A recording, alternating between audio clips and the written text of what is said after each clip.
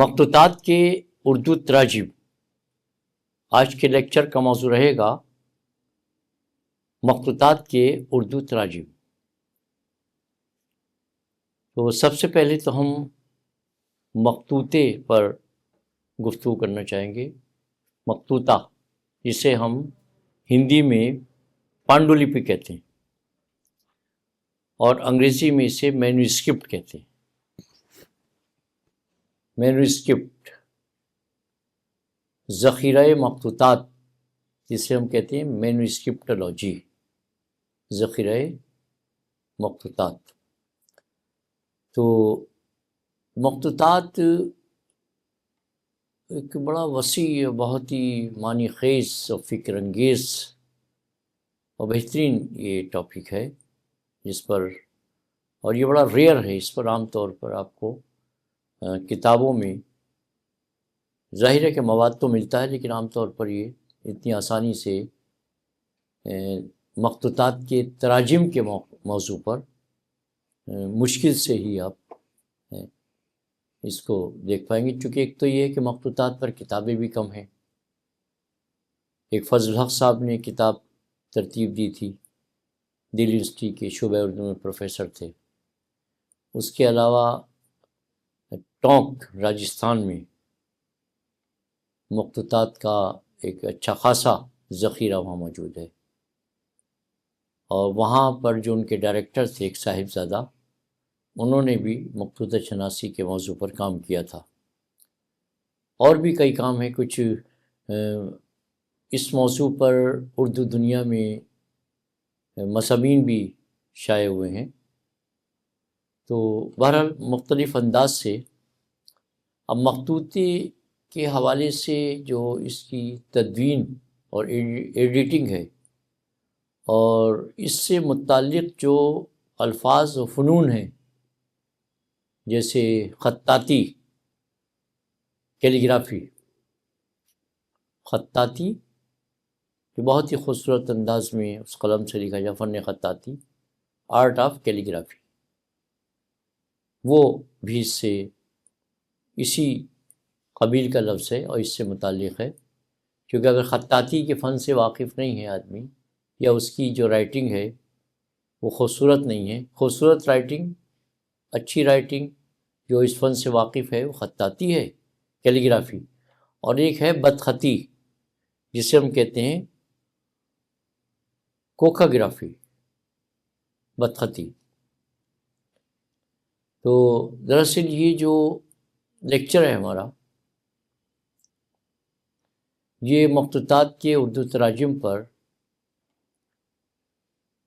ایک وسیع اور تفصیلی لیکچر رہے گا۔ اس کے پر ہم روشنی ڈالیں گے مفصل، اور اس کے بارے میں آپ کو بتائیں گے۔ تو مخطوطہ، اصل میں مخطوطہ جو ہے وہ ایک جو ہوتا ہے خطی نسخہ جو ہاتھ سے آپ لکھتے ہیں، اور اس کو لکھنے کے بعد پھر آپ اسے رکھ دیتے ہیں، تو اس کے کاپی رائٹ ہوتے ہیں۔ یہ ہے کہ اگر خطی نسخہ 50 سال تک رکھا رہتا ہے، یعنی 50 سال تک وہ خطی نسخہ ہوتا ہے، اور 50 سال کے بعد وہ مخطوطہ بن جاتا ہے، کیلیگرافی، ٹھیک ہے۔ تو مخطوطہ جو ہے وہ جو پرانی تحریریں، یعنی ایک تو تحریری شکل میں ہاتھ سے لکھا ہوا، آپ مصنف کا یا شاعر کا یا اس ادیب کا، وہ جو ہاتھ سے لکھی ہوئی تحریر ہے وہ مخطوطہ ہوتا ہے۔ اس کے علاوہ ادیب یا فنکار یا شاعر اس اپنی تحریر کو کسی کاتب سے لکھواتا ہے، جسے ہم کمپوزر کہہ دیتے ہیں، کاتب سے لکھواتا ہے، تو وہ بھی نسخہ ہوتا ہے، وہ بھی مخطوطہ ہوتا ہے۔ اس کے علاوہ اسے کوئی تیسرا آدمی لکھتا ہے، وہ بھی مخطوطہ ہوتا ہے۔ اور اس زمانے میں ویسی لوہے کی ٹائپ وغیرہ چلتی تھی، اس میں بھی اگر لکھا جاتا ہے تو اسے بھی مخطوطہ کہیں گے، جو پرانا ہے۔ مخطوطے کو جب اس کی تدوین کرتے ہیں، ایڈٹ کرتے ہیں اسے، تو مخطوطے کئی قسم کے، جیسے پرانے مخطوطات ہیں وہ کئی قسم کے ہوتے ہیں۔ ایک تو ناقص ہوتا ہے، جس میں کئی بار ایسا ہوتا ہے کہ جو ادیب ہے وہ اپنا نام ہی نہیں دیتا، یا پہلے صفحے پر اس کا نام نہیں ہوتا، تفصیلات نہیں ہوتی کہ کب شائع ہوا، کب چھپا، وہ کہاں سے چھپا، وہ تفصیلات نہیں ہوتی، تو ناقص، اسے کہیں ناقص مخطوطہ۔ اس کے علاوہ پھر 5 قسمیں ہیں اس کی۔ ایک ایسا ہوتا ہے جو اوسط درجے کا ہوتا ہے، جس میں کچھ چیزیں مل جاتی ہیں، تو اس طرح سے کسی میں کسی بھی طرح کی کوئی انفارمیشن نہیں ہوتی۔ کچھ مخطوطات کو ان کے انداز سے، ان کے کہیں بیچ میں کوئی سن مل جائے یا کوئی کسی کا ذکر آ جائے، اس حوالے سے پہچان لیتے ہیں۔ تو تقریباً 5 اقسام بتائی گئی ہیں مخطوطے کی۔ اب مخطوطے کو جب اس کی تدوین کرتے ہیں، اسے ایڈٹ کرتے ہیں، تو اس کے بھی اپنے اصول ہیں۔ اس کی تحقیق کی جاتی ہے، تحقیق جو حقائق پر مبنی ہوتی ہے، تحقیق جو منطق پر مبنی ہوتی ہے، اس کے ثبوت دینا پڑتے ہیں، وہ تحقیق ہے جس میں جسٹیفائڈ کیا جاتا ہے تحریر کو، تو اس پر تحقیق ہوتی ہے۔ اور جو اگر کسی شاعر کے مخطوطے کو کوئی ایڈٹ کرتا ہے، تدوین کرتا ہے اس کی، تو اس میں جو نسخہ اس کے سامنے ہے، پہلے تو اسے یہ طے کرنا پڑے گا کہ یہ اسی کے ہاتھ کا ہے، یا انہوں نے کسی کاتب سے لکھوایا ہے، یا اس کے اور کتنے، چونکہ پہلے پرنٹنگ کا رواج نہیں تھا، تو ہاتھ سے لکھ کر 1 کاپی 2 کاپی الگ الگ دور میں وہ اسے محفوظ کر لیا کرتے تھے۔ تو کچھ جو تھے وہ فرسودہ ہو جاتے تھے، ناقص، جیسے آپ نے اتنے ناقص کہ اتنے فرسودہ کہ وہ اس کو اگر پیج آپ پلٹ رہے ہیں تو پیج کا حصہ وہ ہاتھ میں آ جاتا تھا۔ تو بہرحال یہ بھی ایک مسئلہ تھا، اس لیے اس کے کئی نسخے ہاتھوں سے لکھ کر مختلف لائبریریز میں رہتے تھے۔ تو اگر کوئی شخص اس کی تدوین کرنا چاہتا، اسے ایڈٹ کرنا چاہتا، تو اسے اوریجنل نسخہ دیکھنا ہوگا، اور اس کے کتنی کاپیاں ہیں، کتنے نسخے ہیں، وہ بھی دیکھنے ہوں گے۔ اور اس کے علاوہ جو زبان اس میں اس کے املا وغیرہ کی زبان کی، جو اس میں آج کے دور کے حساب سے جو اس میں کمیاں خامیاں ہیں، اس کی نشاندہی کرنا ہوگی۔ اور جو الفاظ مشکل ہیں حواشی میں، حواشی کا ایک طریقہ یہ کہ یا تو پیج کے نیچے 1 2 3 1 2 3 ڈال کر اس کی وضاحت کر دیجئے، یا پھر اس کے آخر میں، کتاب کے آخر میں یا اس چیپٹر کے آخر میں حواشی آپ اس کی تفصیلات دے سکتے ہیں۔ تو یہ تو تدوین کی، اس پر اور بھی تفصیلی گفتگو کی جا سکتی ہے، لیکن یہاں پر ہم صرف مخطوطات خطی نسخے کے حوالے سے ہی بات کریں گے، اور چونکہ یہاں ہمیں ترجمے کے حوالے سے بات کرنی، یہ تو میں نے تھوڑی سی تفصیل آپ کو مختصراً جائزہ لے لیا اور روشنی ڈال دی۔ تو مخطوطات کیا ہے؟ جو اس زمانے میں جو ہاتھ سے لکھی ہوئی، اس میں تاریخی بھی ہوتے ہیں اور ادبی بھی ہوتے ہیں مخطوطات، تو ان کو پڑھنے کے بعد اس زمانے کی تہذیب، تمدن، بود و باش، طرز معاشرت، نظام سلطنت، ان کی لفظیات، اس کا استعمال، اور عہد قدیم اور عہد عتیق کی بہت سی جو پوشیدہ چیزیں ہیں، ان کے ذریعے معلومات ہوتی ہے، اور وہ معلومات فراہم کرتی ہیں۔ ابھی اس کی مثالیں آگے آئیں گی۔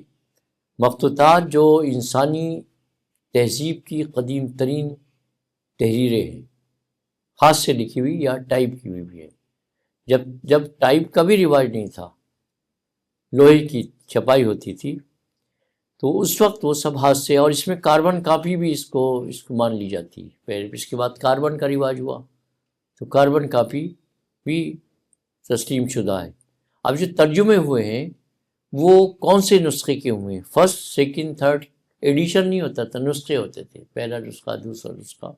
اب تو ایڈیشن ہوتا ہے، اب تو کمپیوٹرائز سب ٹائپنگ ہے، اور اس کے بعد چھپائی کا بھی بڑا اچھا آف سیٹ پرنٹنگ پر انتظام ہے. تو یہ مخطوطات کیا ہیں کہ جو انسانی تہذیب کی، انسانی تاریخ کی قدیم ترین یہ تحریریں ہیں. عربی، فارسی، سنسکرت، یہ زیادہ تر جو کلاسیکل پرانی زبانیں ہیں ان زبانوں میں ہیں. سنسکرت میں ہیں مخطوطات، عربی میں ہیں، فارسی میں ہیں. اردو جو ہندوستانی جزیرہ نما کی مشترکہ ثقافتی زبان ہے. چلیے ہم اس کو اور آسان لفظوں میں اس طرح کہہ سکتے ہیں کہ جو تہذیب و ثقافت کی ان کمپوزٹ کلچر کی ایک نمائندہ زبان ہے. ان مخطوطات کو ترجمہ کر کے نہ صرف علم کی ترسیل کو ممکن بنایا ان مخطوطات نے، بلکہ ثقافتی ہم آہنگی کو بھی فروغ دیا. ان کے جب ترجمے ہوئے، فارسی سے زیادہ تر ترجمے ہوئے، عربی سے ہوئے، اور مخطوطات تو انگریزی میں بھی ہیں. شیکسپیئر کی بہت سے مخطوطات آپ کو مل جائیں گے. ملٹن کے جو پرانے شاعر یا ادیب ہیں انگریزی کے یا فارسی کے یا عربی کے، وہ زیادہ تر اس زمانے میں ہاتھ سے لکھنے کا رواج تھا.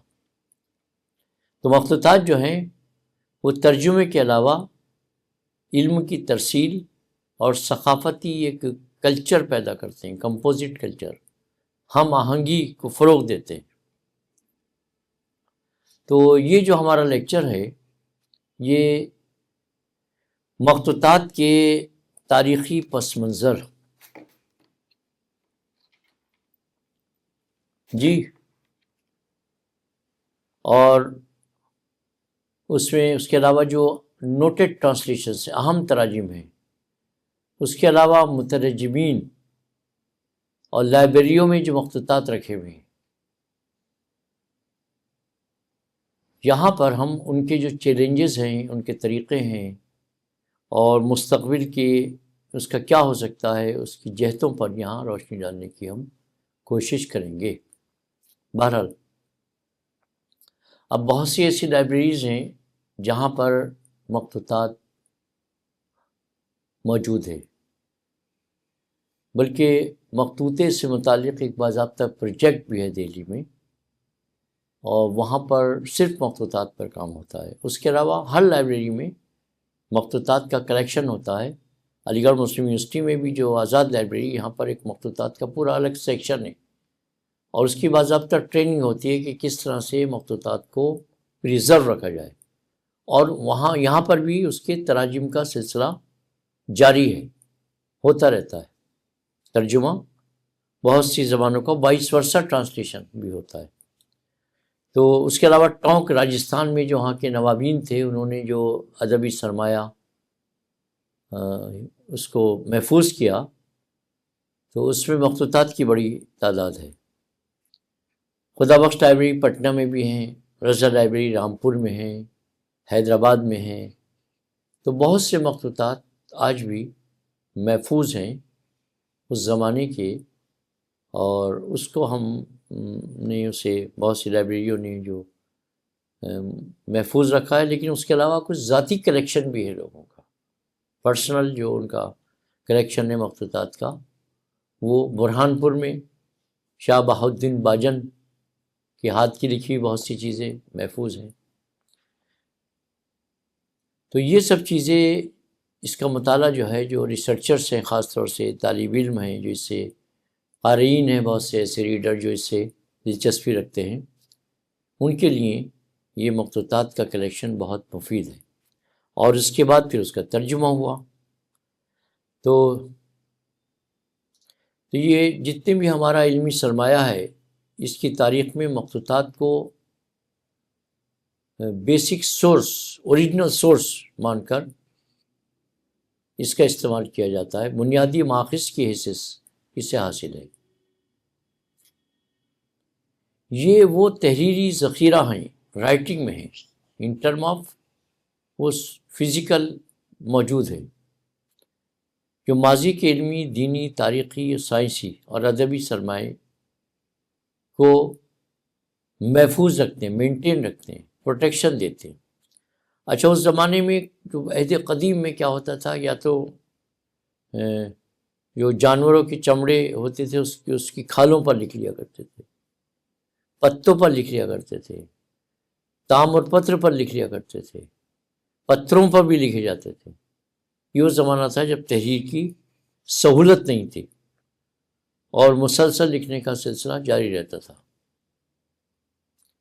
تو ان مخطوطات کو نہ صرف یہ کہ محفوظ رکھنے کی ضرورت ہے، بلکہ نئی نسل تک پہنچانے کی بھی ضرورت ہے، اور وہ تراجم کے ذریعے بہت اہم پہنچ سکتی ہے اور اہمیت بھی ہے اس کی۔ یہ علمی ورثے کے تحفظ کا ذریعہ ہے، بلکہ یوں کہیے کہ تسلسل کے استحکام میں بھی تہذیبی تسلسل، ایک تہذیب ایک زمانے تک گئی، پھر تہذیب بدل گئی، دوسری تہذیب آ گئی، تو ان تہذیبوں کے تسلسل کو استحکام بخشتی ہیں، اس میں ایک اہم کردار ادا کرتی ہے۔ اب مخطوطہ جو ہے یہ اصل میں عربی زبان سے ماخوذ ہے، ہمارے ہاں عربی لفظ یہ ہے، اور یعنی عربی لفظ یوں کہنا چاہیے کہ مخطوطہ عربی لفظ خط سے ماخوذ ہے، خط سے، اس کا جو روٹ ہے وہ خط ہے، جس کے معنی ہے لکھنا، خط ٹو رائٹ۔ وہ کتاب یا تحریر جو ہاتھ سے لکھی گئی ہو وہ اسے مخطوطہ کہتے ہیں۔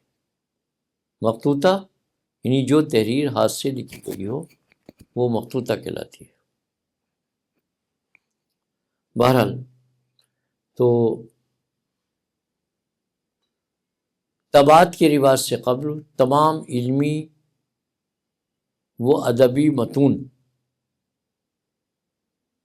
مخطوطات کی شکل میں محفوظ ہیں، پرزرو ہیں۔ یہ جو مخطوطات ہیں وہ علمی مراکز، مدارس، خانقاہوں اور کتب خانوں میں محفوظ کیے جاتے تھے، اور آج بھی وہیں پر محفوظ ہیں بیشتر، اور مختلف نو موضوعات پر ہیں۔ ان میں مذہب ہے، فلسفہ ہے، تاریخ ہے، سائنسز ہیں، ادبیات ہے، صرف ہے، نحو ہے، صرف ہے، نحو ہے، بلاغت ہے، طب ہے، میڈیکل سائنس ہیں، اس سے متعلق اور بھی مختلف موضوعات پر اس سے متعلق اس میں سبھی طرح کی جو نادر تحریریں ہیں وہ شامل ہوتی ہیں۔ تراجم کے ذریعے یہ علم دوسری زبانوں اور تہذیبوں تک منتقل ہوا۔ مخطوطات کے تراجم کی جو روایت ہے وہ بہت قدیم ہے، جب سے تحریر کا آغاز ہوا عہد قدیم سے، اسی زمانے سے یہ روایت قائم ہوئی لکھنے کی، پتھروں پر، چمڑے کی چھالوں پر یا چمڑے پر، یا اس کے علاوہ پیڑوں کی چھالوں پر، پتھر پر، اور بھی جو اس طرح کی چیزیں ہوتی تھیں میٹیریل، اس پر وہ لکھے جاتے تھے۔ تو مخطوطات کی تراجم کی روایت عہد قدیم سے قائم ہے، بہت پرانی ہے۔ عربی سے فارسی اور پھر فارسی سے اردو میں تراجم کا سلسلہ صدیوں کو محیط ہے۔ عربی سے فارسی، عربی اینشنٹ لینگویج ہے، عربی سے فارسی، اردو میں تراجم کا سلسلہ، عربی سے فارسی اور فارسی سے اردو میں تراجم کا سلسلہ صدیوں کو محیط ہے۔ ہندوستان میں جب فارسی علم و ادب کی زبان تھی، آج بھی ہے، لیکن باضابطہ اسے ایک سرکاری حیثیت حاصل تھی، اور اس زمانے کے جو ادیب اور شعراء تھے وہ سب فارسی میں شاعری کرنا، اس کو لکھنا اپنا ایک اسٹیٹس مانا جاتا تھا، فخر سمجھتے تھے۔ تو اس زمانے میں عربی مخطوطات کے فارسی تراجم نے اسلامی علوم کو عام کیا۔ اس کے بعد فارسی سے اردو میں ترجمہ کاری نے علمی افق پر ایک نئی روشنی پیدا کی۔ اردو میں مخطوطات کے تراجم کا باقاعدہ آغاز 19 صدی میں ہوا۔ اب جب اردو میں ترجمے ہوئے تو یہاں سے ہم یہ حد فاصل تسلیم کرتے ہیں کہ اردو میں مخطوطات کے تراجم کا جو باضابطہ باقاعدہ آغاز ہوا وہ 19ویں صدی سے ہوا۔ 19ویں صدی کے ابتدائی دور سے، یہ سمجھیے کہ فورٹ ولیم کالج جب قائم ہوا تو باضابطہ باقاعدہ فارسی سے اردو میں تراجم سامنے آئے۔ کلکتہ فورٹ ولیم کالج 1800، اور اس کے بعد دارالترجمہ عثمانیہ حیدرآباد،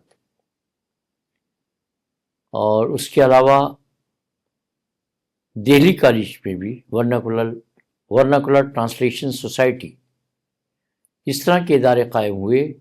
ان اداروں نے قدیم علمی و تاریخی مخطوطات کو اردو میں منتقل کیا، اردو کے قالب میں ڈالا۔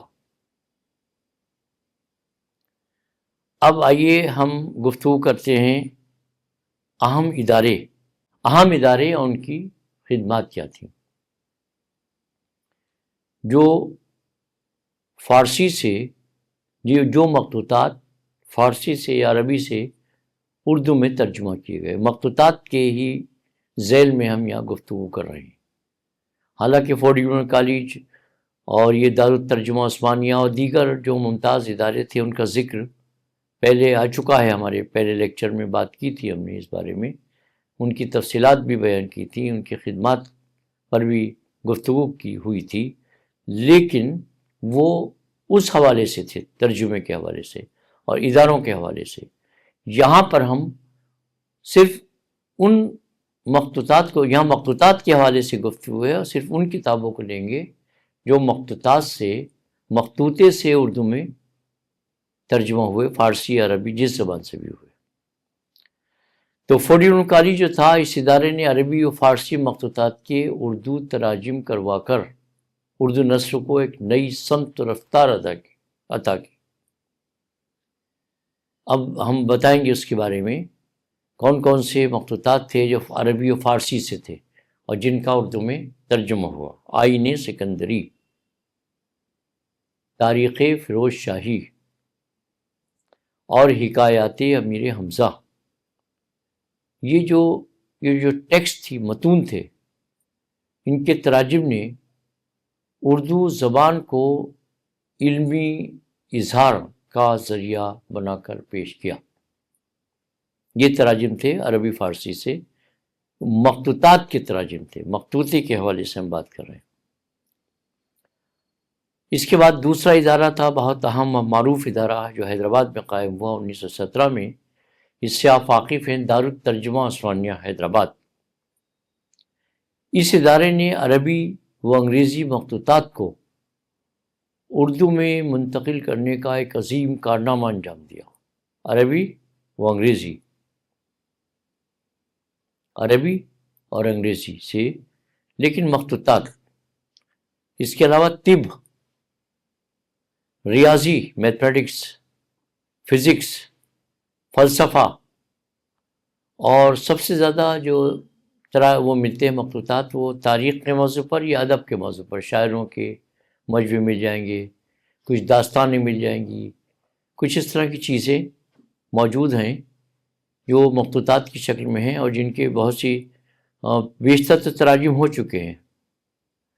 تو تاریخ جیسے مضامین و موضوعات پر مبنی مخطوطات کے تراجم نے اردو زبان میں سائنسی و فکری اظہار کی راہ ہموار کی۔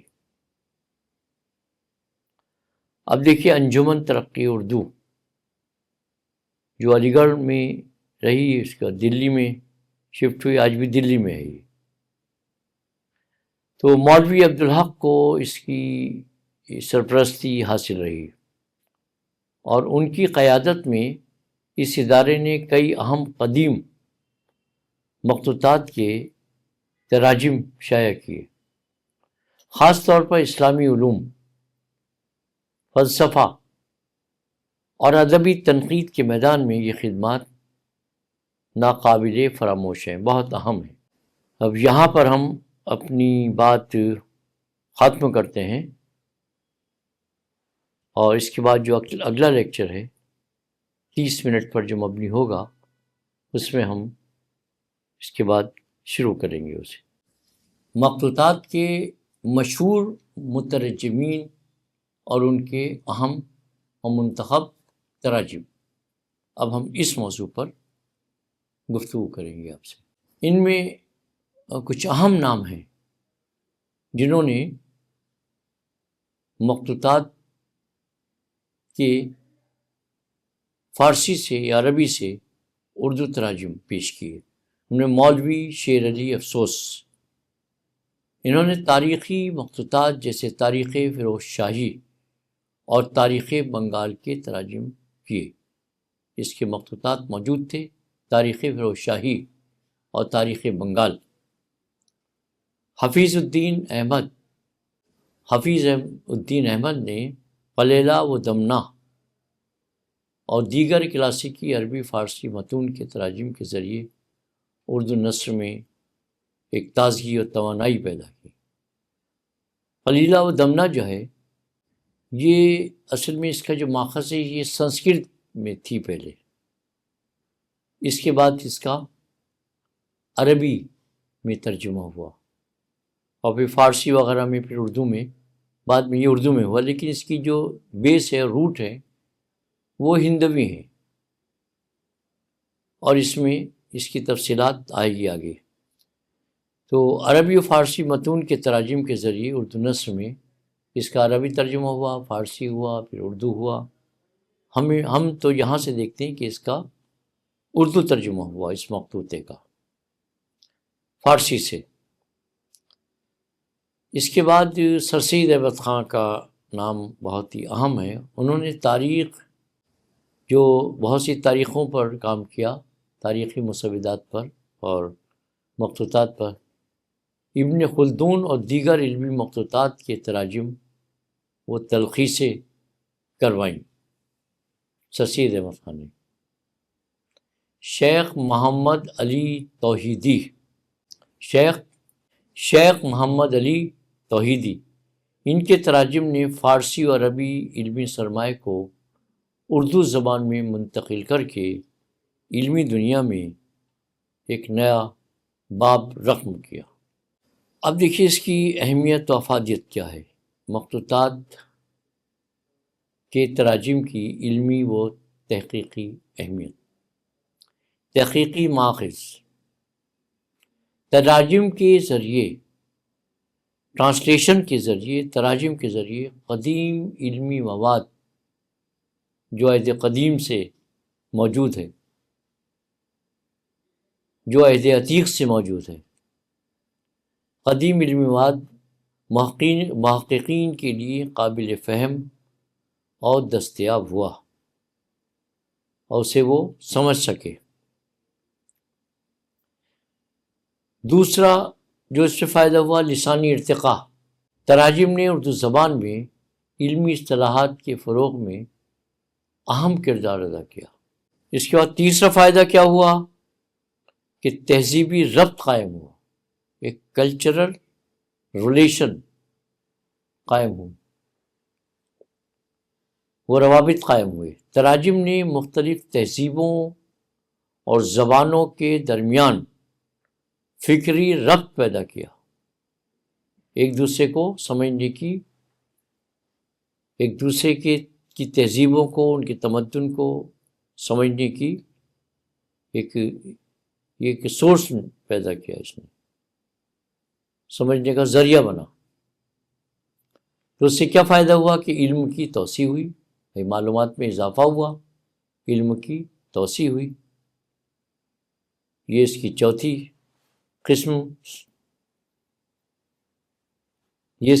قسم کہی جا سکتی ہے، علم کی توسیع۔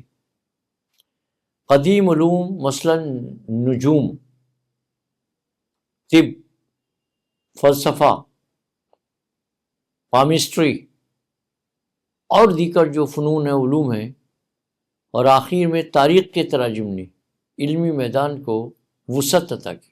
اب دیکھیے اس کے چیلنجز بھی رہتے ہیں، مسائل ہیں، اس کے ایسا آسان نہیں ہوتا ہے ترجمہ کرنا، پرانے مخطوطات کو سمجھنا ہی مشکل ہے۔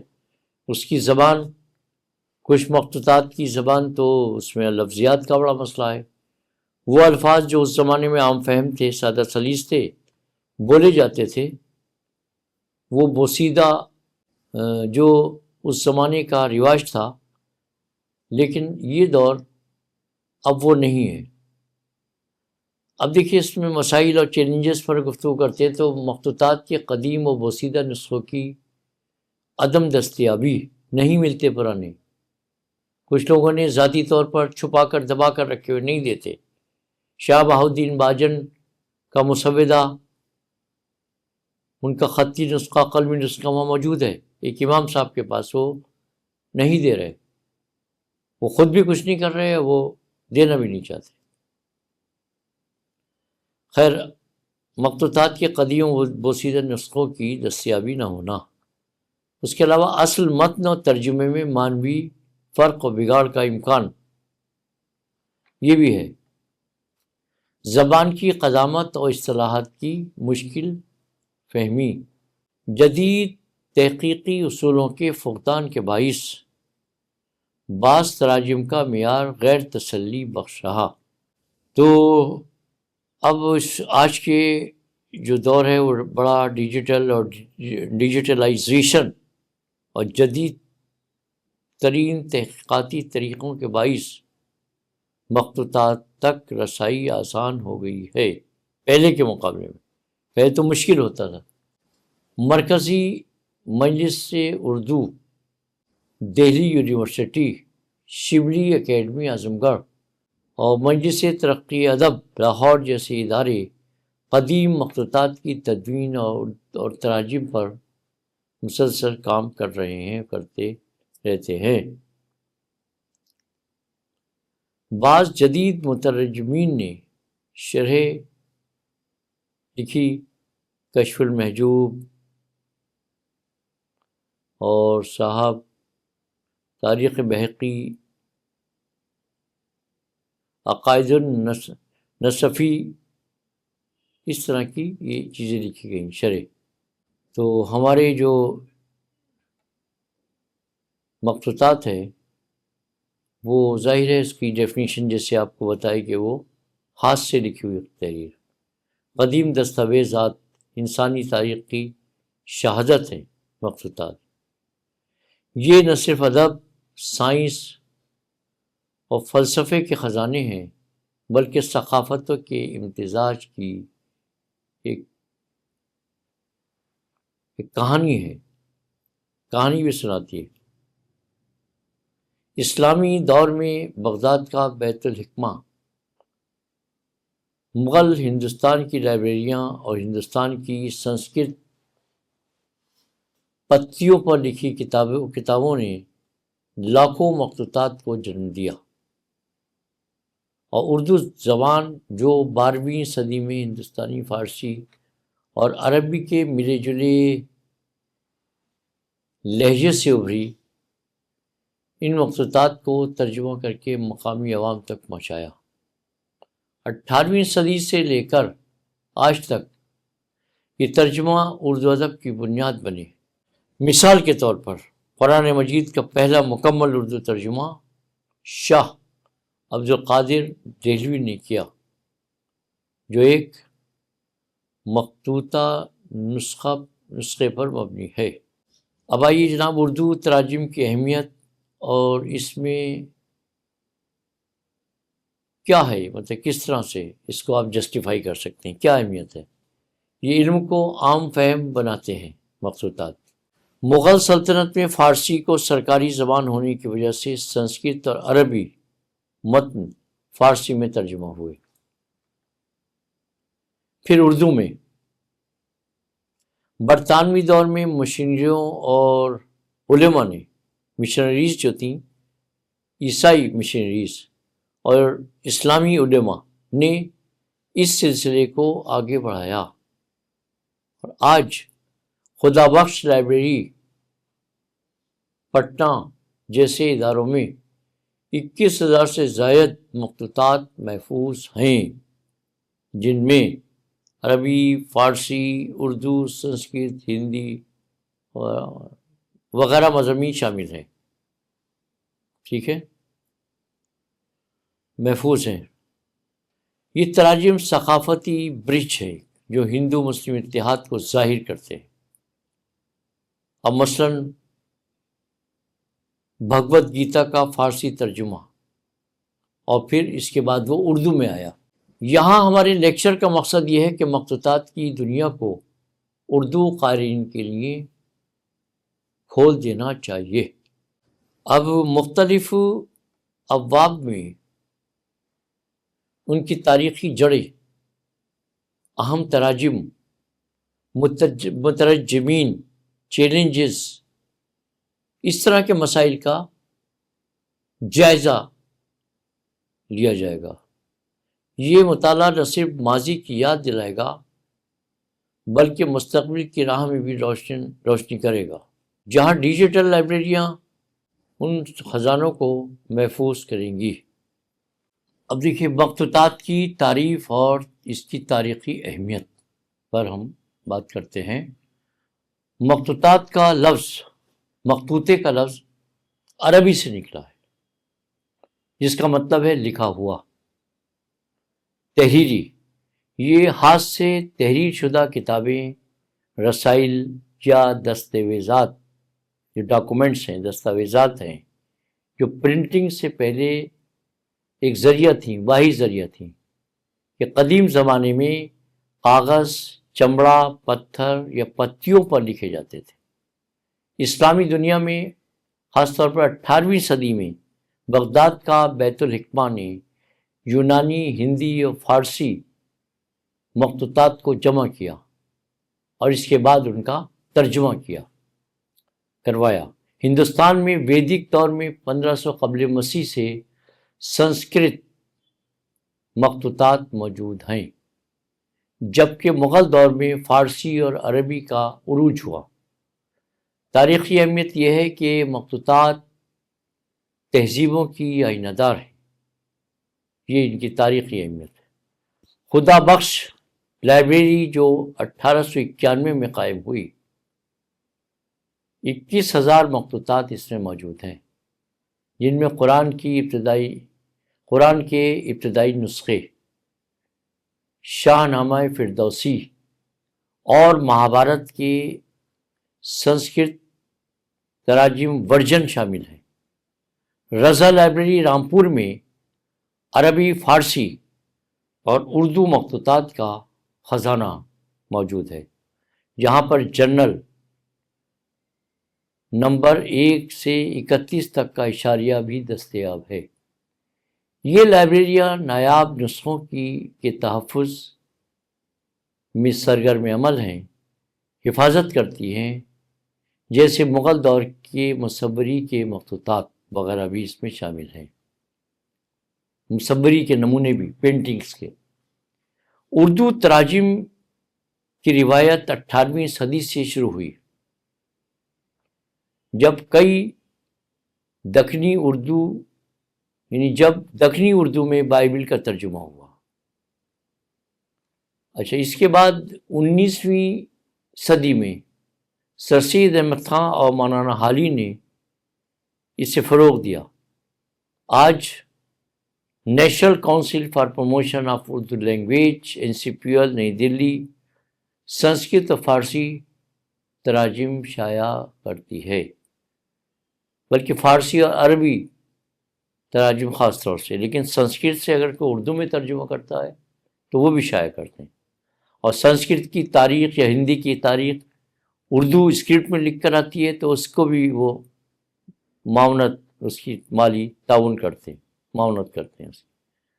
یہ تراجم ثقافتی امتزاج کی علامت ہے، جہاں ایک زبان دوسری کی روح کو جذب کرتی ہے۔ مثال کے طور پر سعدی کا گلستان اردو، یعنی سعدی کا گلستان جو تھا وہ اردو میں ترجمہ ہو کر اخلاقیات کی تعلیم دیتا ہے۔ گلستان سعدی کا اردو ترجمہ۔ تاریخی طور پر اس نظر سے دیکھا جائے تو تراجم نے آزادی کی تحریک میں بھی اہم اور مؤثر کردار ادا کیا۔ جہاں اقبال کی فارسی شاعری اردو میں آئی۔ مخطوطات کی اہمیت یہ بھی ہے کہ وہ نایاب ہیں، کمیاب ہیں، ریئر ہیں۔ بہت سے نسخے جنگلوں یا وقت کی ان تھپیڑوں میں گم ہو گئے، نہیں مل پائے، یہ جل گئے، یہ محفوظ نہیں رہ سکے، یہ آگ لگ گئی کسی لائبریری میں۔ جیسے بر صغیر میں برطانوی حملوں میں کچھ ضائع ہونے والے سنسکرت کے مخطوطے، وہ متن، کہیں جنگ ہوتی ہے تو لائبریریاں تباہ ہو جاتی ہیں۔ اردو تراجم ان کی بقا کا ذریعہ بنے۔ یہ بات ہمیں معلوم ہونی چاہیے کہ مخطوطات محض کاغذ کے ٹکڑے نہیں بلکہ تہذیب کی جڑیں ہیں۔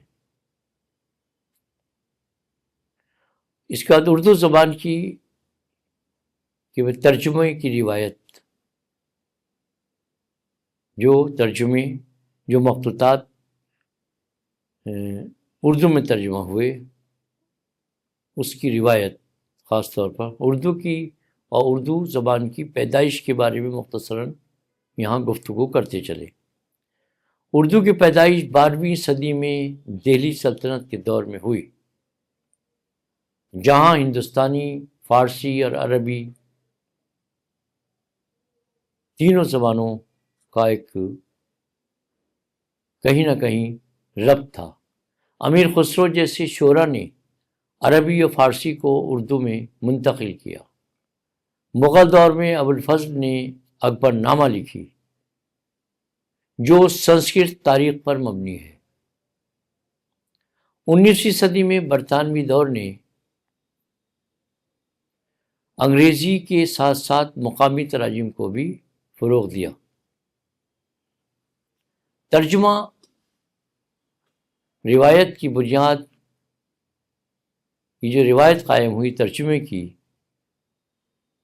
یہ مغل دربار میں، جہاں سنسکرت کو فارسی میں ترجمہ کیا گیا،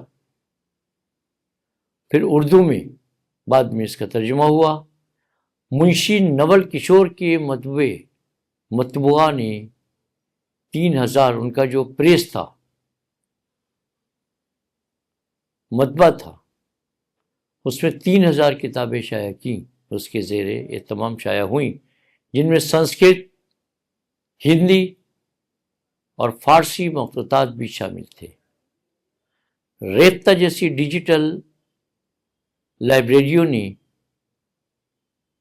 جائزہ مخطوطات اردو جیسی کتابیں دستیاب کروائیں،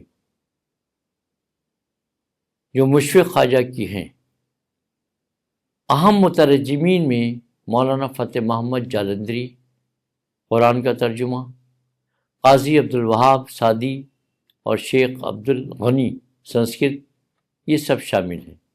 اینسیپیئر کی اشاعتوں میں سنسکرت ادب کی اردو تراجم شیخ عبدالغنی کی کتاب ہے۔ یہ روایت آج بھی جاری ہے، قائم ہے، جہاں آن لائن پلیٹ فارمز قرآن کے 50 سے زائد اردو تراجم پیش کیے گئے۔ ترجمے کی اقسام، لفظی، ادبی اور تفسیری۔ لفظی ترجمہ قرآن کے لیے استعمال ہوتا ہے، جو مذہبی کتابوں کے لیے مختص ہے، جبکہ ادبی، سعدی یا حافظ کے لیے استعمال ہوتا ہے یہ کیٹیگری۔ یہ روایت اردو کو عالمی زبان بناتی ہے، جہاں مشرق و مغرب کا ہمیں موقع ملتا ہے علم حاصل کرنے کا۔ اب آئیے ہم بات کرتے ہیں عربی مخطوطات کے اردو تراجم۔ عربی مخطوطات اسلامی علوم کی بنیاد ہیں۔ بغداد اور قاہرہ کی لائبریریوں میں وہاں سے ہندوستان پہنچے، جہاں دہلی سلطنت نے انہیں فروغ دیا۔ اردو تراجم 18ویں صدی سے شروع ہو گئے تھے۔ قرآن مجید کے تراجم، قرآن کی جو مخطوطات ہیں، قرآن کے نسخے ہیں ہاتھ سے لکھے ہوئے، جیسے شاہ عبد القادر کا موضع قرآن مکمل ترجمہ و تفسیر ہے، مولانا محمد علی کا ترجمہ عربی متن کے ساتھ ہے۔ 20 سے زیادہ تراجم دستیاب ہیں اس وقت، جیسے ڈاکٹر محمد شکیل کی قرآن مجید کے 8 منتخب اردو تراجم۔ یہ تراجم بلاغت کی، فصاحت کی حفاظت کرتے ہیں، جیسے سورہ فاتحہ کا۔ اس کے علاوہ حدیث و فقہ، صحیح بخاری کا اردو ترجمہ مولانا وحید الزماں نے کیا۔ الہدایہ کا ترجمہ بھی مشہور ہے۔ ادبی، اب دیکھیے رضا لائبریری رامپور میں عربی مخطوطات کا جرنل ان کی تحقیق کرتا ہے، ان سب کی تحقیق کرتا ہے، بتاتا ہے۔ ادبی متون یا ادبی متن، قصص الانبیاء، مولانا محمد یوسف اور نجیب محفوظ کے ناول اردو میں آئے۔ اب آئیے بدر الدین الحافظ، یہ استاد تھے جامعہ ملیہ میں، بہت لائق آدمی تھے، بڑے پروفیسر تھے۔ بدر الدین حافظ کے تراجم بہت مشہور ہیں۔ تو خدا بخش لائبریری میں 7,000 عربی مخطوطات ہیں۔ تاریخی طور پر امیر خسرو نے عربی شاعری کو اردو میں شامل کیا۔ فارسی مخطوطات کے اردو تراجم، وہ عربی کی گفتگو کر رہے تھے اور عربی کے حوالے سے، یہاں پر ہم فارسی کے حوالے سے کریں گے۔ فارسی مخطوطات مغل ہندوستان کی ثقافتی میراث ہیں۔ سعدی، حافظ اور فردوسی کی کتابیں لکھنؤ اور دہلی میں دستیاب ہیں۔ اب اہم تراجم میں شاہ نامہ کا جزوی ترجمہ حال ہی نے کیا، مکمل 20ویں صدی میں ہوا۔ قدیم و نادر فارسی مخطوطات، شائستہ خاں کی کتاب ہے۔ گلستان سعدی کا منظوم ترجمہ قاضی سجاد حسین نے کیا۔ دیوان حافظ کا اردو ورژن مولوی محمد احتشام حسین کی تحقیق پر مبنی ہے۔ اقبال کی فارسی شاعری کا منظوم ترجمہ فخر عالم اعظمی نے کیا۔ اب دیکھیے لائبریری میں جو اس کے محفوظ ہیں نسخے، امیر الدولہ پبلک لائبریری میں فارسی، عربی اور اردو مخطوطات کی طویل فہرست ہے۔ 20 ہندوستانی خطی میراث میں فارسی کا بڑا حصہ ہے۔ تاریخی پس منظر اگر دیکھا جائے تو مغل بادشاہوں نے فارسی کو فروغ دیا اور اردو میں تراجم بھی ملتے ہیں۔ سنسکرت اور دیگر ہندوستانی مخطوطات کے تراجم کے اردو تراجم۔ سنسکرت مخطوطات ہندو فلسفے کی جڑیں ہیں، روٹس ہیں۔ وید، اپنشد، مہابھارت، یہ سب 1500 قبل مسیح سے ہیں۔ اب اہم تراجم پر ہم گفتگو کریں گے یہاں۔ سنسکرت ادب کے اردو تراجم شیخ عبد الغنی کی کتاب ہے۔ پنچ تنتر کا 19ویں صدی کا ترجمہ اخلاقی کہانیاں جو ہے وہ ہمیں فراہم کراتا ہے۔ بھرتری ہری کی شاعری عبدالستار دلوی نے ترجمہ کیا۔ مہابھارت اور رامائن کے جزوی تراجم رانا گنوری نے کیے۔ رانا گنوری ایک اچھے تخلیقار تھے۔ خدا بخش میں بھگوت گیتا کا فارسی اردو ورژن ملتا ہے۔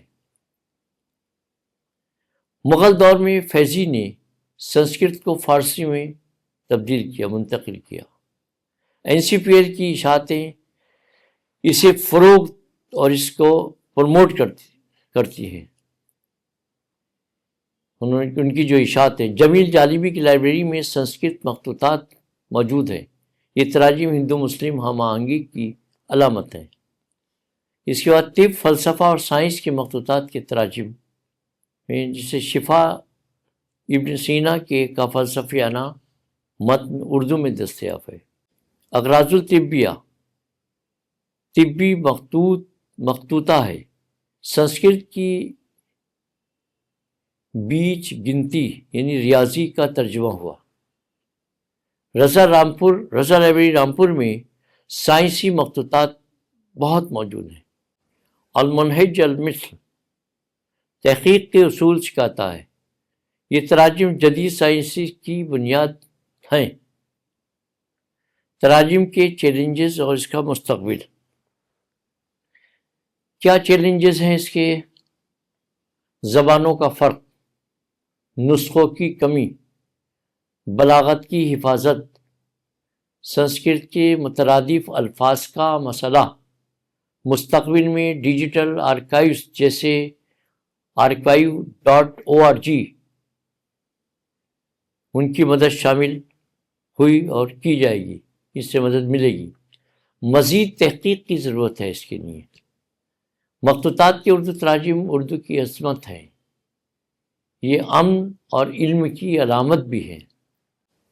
اور اس کے علاوہ مخطوطات جو ہے وہ بیشتر سرکاری لائبریریوں میں محفوظ ہیں، کیونکہ جو پرائیویٹ لائبریریز ہوتی ہیں اس کا مینجمنٹ چینج ہوتا ہے، اور بہت سی اہم کتابیں اور مخطوطات جو ہیں وہ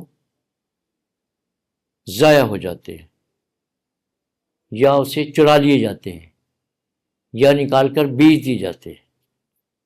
تو سرکاری لائبریریاں خاص طور پر اس کی حفاظت کرتی ہیں، اور اس کی اب آج بھی یہ نہیں کہ وہ کام ختم ہو گیا مخطوطات کو ترجمہ کرنے کا، فارسی سے، انگریزی سے، بس شرط یہ ہے کہ ٹارگیٹ لینگویج جو ہے، ٹارگیٹ ریڈر وہ اردو ہو۔ تو آج بھی کچھ علاقوں میں ذاتی جو مخطوطات لوگوں کے پاس گھروں پر ہیں ان کو لے کر یا تو گفٹ کریں، یا پھر وہ ان کو سرٹیفکیٹ دیا جائے، یا پھر وہ فروخت کر دیں، لیکن وہ مسودہ اپنے پاس نہ رکھیں، کیونکہ اس کی حفاظت جو ہے وہ زیادہ تر جو سرکاری لائبریریز ہیں وہ کرتے ہیں۔ مخطوطات کے تراجم ماضی کے علمی ورثے کو حال سے جوڑنے کا ایک بہترین ذریعہ ہے۔ ماضی میں جو لکھا گیا مخطوطہ اسی زمانے میں لکھا گیا، اس کے بعد اس کا ترجمہ ہوا تو وہ اس تمام چیزیں اس زمانے کی وہ ٹارگیٹ لینگویج میں کنورٹ ہو گئی، تو ماضی کے علمی ورثے کو حال سے اس نے کنیکٹ کر دیا۔ ان کے ذریعے قدیم علم و ادب نئی نسلوں تک یہ علم جو تھا وہ منتقل ہوتا ہے، تراجم کے ذریعے اور مخطوطات کے تراجم کے ذریعے۔ اگر ان تراجم کی روایت کو تحقیقی معیار کے ساتھ جاری رکھا جائے تو اردو زبان علمی اظہار کی عالمی زبان بن سکتی ہے، اور کافی حد تک بن چکی ہے۔ تو اب یہاں پر ہم اپنا لیکچر ختم کر رہے ہیں، بس اس عزم و یقین کے ساتھ کہ ہماری نئی نسل اور آپ سبھی طلباء، فیکلٹی ممبرز اور جو یہاں پر ناظرین موجود ہیں جو لیکچر کو سن رہے ہیں، وہ مخطوطات کے تحفظ میں اپنا یعنی وہ مدد کریں گے، اشتراک کریں گے۔ اگر کوئی مخطوطہ کسی کے پاس ہے تو اس کو صحیح جگہ پر پہنچانے کی ان کی کاوشیں رہیں گی، عمل پیرا ہوں گے، اور اگر وہ ہندی، فارسی، عربی، سنسکرت، انگریزی اور دیگر جو زبانیں ہیں 22 زبانوں میں سے کوئی بھی کسی بھی زبان میں اگر کوئی مسودہ ملتا ہے تو وہ اس مسودے کو صحیح جگہ پر پہنچانے کی کوشش کریں، اور اس کے بعد کا مرحلہ کہ اس کو اردو میں منتقل کرنے، اس کے ترجمہ کرنے کی کوئی طریقہ نکالیں، اور ترجمہ اگر خود کر سکتے ہیں کریں، اور اگر خود نہیں کر سکتے تو اس کے ترجمہ کی تجویز پیش کریں۔ تو ظاہر ہے کہ یہ مخطوطات کے تراجم پر یہ ایک اہم موضوع پر گفتگو کرنا تھی، اور اس کا آپ ترجمے کے عمل کو جاری رکھیں۔ شکریہ۔